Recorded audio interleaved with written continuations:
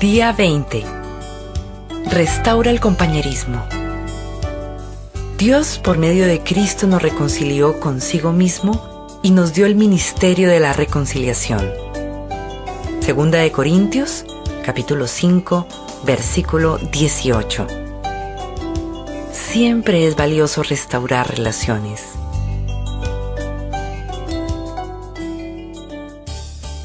Siempre es valioso restaurar relaciones. Como la vida se resume en aprender a amar, Dios quiere que valoremos las relaciones y nos esforcemos por mantenerlas, en lugar de descartarlas siempre que se produzca una división, un disgusto o conflictos. De hecho, su palabra nos dice que Dios nos ha dado el ministerio de restaurar relaciones. Por lo tanto, gran parte del Nuevo Testamento se ocupa de la enseñanza de cómo tratarnos mutuamente. Pablo escribió: Por tanto, si sienten algún estímulo en su unión con Cristo, algún consuelo en su amor, algún compañerismo en el espíritu, algún afecto entrañable, llénense de alegría, teniendo un mismo parecer, un mismo amor, unidos en alma y pensamiento. El apóstol nos enseñó que la capacidad de llevarnos bien entre nosotros es señal de madurez espiritual. Como Cristo quiere que su familia sea conocida por el amor que sienten unos por otros, el compañerismo roto es un mal testimonio para los incrédulos. Por eso Pablo sentía tanta vergüenza de los miembros de la iglesia de Corinto. Ellos se dividían en facciones de distinta tendencia y hasta se demandaban a juicio. Por eso escribió: Digo esto para que les dé vergüenza. ¿Acaso no hay entre ustedes nadie lo bastante sabio como para juzgar un pleito entre creyentes? No podía creer que no hubiera nadie en la iglesia lo suficientemente maduro para resolver un conflicto en paz. En la misma carta dijo: Les suplico, hermanos, en el nombre de nuestro Señor Jesucristo, que todos vivan en armonía y que no haya divisiones entre ustedes, sino que se mantengan unidos en un mismo pensar y en un mismo propósito. Si quieres la bendición de Dios en tu vida y que te conozcan como su hijo, debes aprender a ser pacificador. Jesús dijo: Dichosos los que trabajan por la paz, porque serán llamados hijos de Dios. Fíjate que Jesús no dijo: Dichosos los que aman la paz, porque todos la amamos. Tampoco dijo: Dichosos los pacíficos, que nada los perturba. Al contrario, afirmó: Dichosos los que trabajan por la paz, los que activamente procuran resolver los conflictos. Los pacificadores son difíciles de encontrar porque la pacificación es una tarea difícil. Como fuimos creados para formar parte de la familia de Dios, y el segundo propósito de nuestra vida en la tierra es aprender a amar y relacionarnos con otros, trabajar por la paz es una de las habilidades más importantes que podemos desarrollar. Por desgracia, a la mayoría de nosotros nunca se nos enseña cómo resolver conflictos. Trabajar por la paz no es evitar los conflictos. Huir de los problemas, aparentar que no existen o tener miedo de hablar de ellos es cobardía. Jesús, el príncipe de paz, nunca tuvo miedo al conflicto. En cierta ocasión hasta lo provocó para bien de todos. A veces necesitamos evitar los conflictos, otras necesitamos crearlos, y aún otras resolverlos. Por eso debemos orar pidiendo la guía continua del Espíritu Santo. Trabajar por la paz no es apaciguar, siempre cediendo, dejándonos pisar, permitiendo que los demás nos pasen por encima. No es lo que Jesús tenía en mente. Él se negó a ceder en muchos asuntos. Se mantuvo firme en su posición frente a la oposición del mal. ¿Cómo restaurar una relación? Como creyentes, Dios nos ha llamado a restablecer nuestras relaciones unos con otros. Hay 7 pasos bíblicos para restaurar el compañerismo. Primero, habla con Dios antes que con la persona. Conversa con Dios acerca del problema. Si oras sobre el conflicto antes de ir con el chisme a un amigo, descubrirás que tú o la otra persona cambian de parecer sin ayuda de nadie. Nuestras relaciones estarán mejores si oramos más por ellas. Como lo hizo David con sus salmos, usa la oración para ventilar hacia arriba. Cuéntale a Dios tus frustraciones. Clama a Dios. Él nunca se sorprende ni se disgusta por nuestro enojo, dolor, inseguridad o cualquier otra emoción. Cuéntale exactamente cómo te sientes. Muchos conflictos se originan en necesidades insatisfechas. Algunas de ellas solo pueden ser satisfechas por Dios. Cuando esperamos que una persona, ya sea un amigo, un cónyuge, un jefe o un pariente, satisfaga una necesidad que solo Dios puede suplir, nos exponemos a la decepción y la amargura. Nadie puede satisfacer todas nuestras necesidades. Solo Dios puede hacerlo. Como bien señaló el apóstol Santiago, muchos de nuestros conflictos obedecen a la falta de oración. ¿De dónde surgen las guerras y los conflictos entre ustedes? Desean algo y no lo consiguen. No tienen porque no piden. En vez de depender de Dios, dependemos de los demás para ser felices y luego nos enojamos cuando nos fallan. Dios nos invita a acudir a Él primero. Segundo, toma la iniciativa siempre. No importa quién haya sido el ofendido o quién ofendió a quién. Dios espera que tú des el primer paso. No esperes por la otra persona. Preséntate ante ella. Restaurar el compañerismo cuando se rompe es tan importante que Jesús le asignó prioridad por encima de la adoración colectiva. Dijo: si entras en tu lugar de adoración y al presentar tu ofrenda recuerdas de pronto que tu hermano tiene algo contra ti, deja tu ofrenda, ve directamente a donde se encuentra tu amigo y hagan las paces. Entonces y solo entonces vuelve y relaciónate con Dios. Cuando el compañerismo sea tirante o se rompa, planifica inmediatamente una conferencia de paz. No la postergues. No pongas excusas o prometas: ya me encargaré de este asunto algún día. Fija una fecha para tener una reunión personal tan pronto como sea posible. La demora solo sirve para aumentar el resentimiento y complicar las cosas.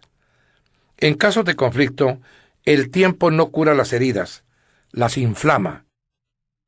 Actuar prontamente, además, reduce el daño espiritual que puedes sufrir. La Biblia dice que nuestros pecados, incluyendo los conflictos no resueltos, impiden nuestra comunión con Dios y que nuestras oraciones sean contestadas, además de hacernos sentir muy desgraciados. Los amigos de Job le recordaron que preocuparse hasta la muerte con el resentimiento sería una necedad, una insensatez, y que solo consigues lastimarte con tu enojo. El éxito de una conferencia de paz muchas veces depende de escoger el momento y el lugar correcto para reunirse. No se reúnan cuando dos estén cansados ni cuando puedan ser interrumpidos. El mejor momento es cuando los dos se encuentren en un buen estado de ánimo. Tercero, sé comprensivo. Usa tus oídos más que tu boca. Antes de intentar resolver un desacuerdo, escucha atentamente los sentimientos de la otra persona. Pablo aconsejó: cada uno debe velar no solo por sus propios intereses, sino también por los intereses de los demás. El término velar es el vocablo griego skopos, de donde provienen nuestras palabras telescopio y microscopio. Significa ver de cerca. Enfócate en los sentimientos, no en los hechos. Comienza con la compasión, no con las soluciones. Al principio, no discutas con las personas acerca de sus sentimientos. Solo escucha. Permite que se desahoguen emocionalmente sin ponerte tú a la defensiva. Asienta con tu cabeza para demostrarle que la entiendes, aunque no estés de acuerdo. Los sentimientos no siempre son infalibles o lógicos. Por el contrario, el resentimiento hace que pensemos o que hagamos tonterías. David admitió su equivocación. Cuando mis pensamientos estaban llenos de amargura y mis sentimientos estaban heridos, Fui tan estúpido como un animal. Todos podemos actuar bestialmente cuando nos sentimos lastimados. Por el contrario, la Biblia dice, el buen juicio hace al hombre paciente. Su gloria es pasar por alto la ofensa. La sabiduría produce paciencia y se adquiere escuchando otras perspectivas. Cuando escuchamos, le decimos a la persona, valoro tu opinión, me interesa nuestra relación y me importas tú. Es cierto, me importa saber lo que sabe un amigo porque me importa mi amigo. Para restaurar el compañerismo debemos agradar al prójimo para su bien, con el fin de edificarlo. Aguantar con paciencia el enojo de los demás es un sacrificio, sobre todo si no tiene fundamento. Pero recuerda, eso fue lo que Jesús hizo por ti. Soportó el enojo malicioso e infundado para salvarte, porque ni siquiera Cristo se agradó a sí mismo, sino que, como está escrito, sobre mí han recaído los insultos de tus detractores. 4. Si realmente te interesa restaurar una relación, debes comenzar admitiendo tus propios errores o pecados. Jesús dijo que debes sacar primero la viga de tu propio ojo, y entonces verás con claridad para sacar la astilla del ojo de tu hermano. Como todos tenemos un punto ciego, puede ser necesario pedirle ayuda a un tercero para que te ayude a evaluar tus propias acciones antes de reunirte con la persona con quien tienes un conflicto. Pídele a Dios que te muestre tu parte de culpa en el problema. Pregúntale, ¿soy yo el problema? ¿Soy poco realista, insensible o demasiado sensible? La Biblia dice que si decimos que estamos libres de pecado, lo único que conseguimos es engañarnos. La confesión es una herramienta muy poderosa para la reconciliación. A veces la manera en que tratamos un conflicto produce un daño mayor que el problema original. Cuando comenzamos por reconocer con humildad nuestras equivocaciones, el enojo de la otra persona se apaga y la desarmas, porque posiblemente esperaba que estuvieras a la defensiva. No te excuses ni culpes al otro. Reconoce con sinceridad la parte que te corresponde en el conflicto. Asume la responsabilidad que te corresponde por tus errores y pide perdón. 5. Ataca al problema, no a la persona. No es posible arreglar el problema si lo que te interesa es encontrar quién tuvo la culpa. Debes optar por una u otra. La Biblia dice, la respuesta amable calma el enojo, pero la agresiva echa leña al fuego. Si estás enojado, nunca lograrás persuadir a la otra persona. Elige tus palabras con mucho cuidado. Una respuesta amable es siempre mejor que el sarcasmo. Al resolver conflictos, la manera en que se dicen las cosas es tan importante como lo que se dice. Si eres agresivo, tus palabras se recibirán a la defensiva. Dios nos dice, a la persona sabia y madura se le conoce por su inteligencia. Cuanto más agradables sus palabras, más convincente es la persona. Ser fastidioso nunca sirve. No podemos ser convincentes cuando somos ásperos. Durante la Guerra Fría, ambas partes acordaron que algunas armas de guerra eran tan destructivas que nunca deberían usarse. En la actualidad, las armas químicas y biológicas están prohibidas y los arsenales de armas nucleares se reducen y se destruyen. Para salvar el compañerismo, es necesario destruir nuestro arsenal de armas nucleares relacionales.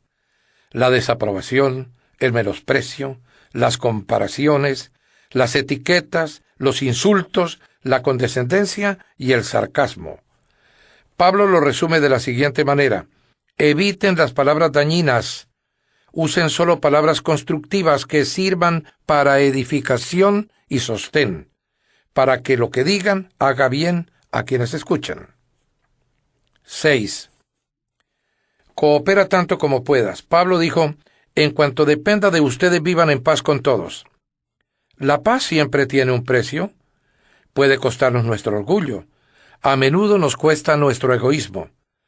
Por amor al compañerismo, haz lo mejor que puedas para llegar a un compromiso, para adaptarte, para optar por lo que la otra parte prefiere. Una paráfrasis de la 7ª bienaventuranza de Jesús lo expresa así: ustedes son benditos cuando son capaces de mostrar a la gente cómo cooperar en lugar de competir o luchar. Entonces pueden descubrir quiénes son realmente y cuál es su lugar en la familia de Dios. 7. Haz hincapié en la reconciliación, no en la solución. No es realista esperar que todos nos pongamos de acuerdo en todo. La reconciliación se enfoca en la relación, mientras que la resolución se concentra en el problema. Cuando nos concentramos en la reconciliación, el problema pasa a un segundo plano de importancia y hasta puede tornarse irrelevante. Podemos restablecer una relación incluso sin haber podido resolver nuestras diferencias. Los cristianos solemos tener, con toda legitimidad, desacuerdos francos y opiniones distintas, pero podemos discutir sin ser desagradables. El mismo diamante, visto de diferentes ángulos, parece distinto. Dios quiere la unidad, no la uniformidad, y podemos caminar juntos del brazo sin ver todas las cosas de la misma forma. Eso no quiere decir que debamos desistir de encontrar una solución. Puede ser necesario que continuemos discutiendo y hasta debatiendo, pero siempre en un espíritu de armonía. La reconciliación consiste en enterrar el arma, no el asunto. ¿A quién debes contactar como resultado de haber escuchado esta enseñanza? ¿Con quién necesitas restaurar el compañerismo? No lo postergues ni un segundo. Haz una pausa ahora mismo y conversa con Dios por esa persona. Luego toma el teléfono y comienza el proceso. Estos 7 pasos son sencillos, pero no fáciles. Restaurar una relación exige mucho esfuerzo. Por eso Pedro nos exhorta a esforzarnos por vivir en paz unos con otros. Pero cuando trabajas por la paz, haces lo que Dios haría. Por eso Dios llama pacificadores a sus hijos. Pensando en mi propósito, día 20. Punto de reflexión. Siempre vale la pena restaurar las relaciones. Versículo para recordar. Si es posible, y en cuanto dependa de ustedes, vivan en paz con todos. Romanos, capítulo 12, versículo 18.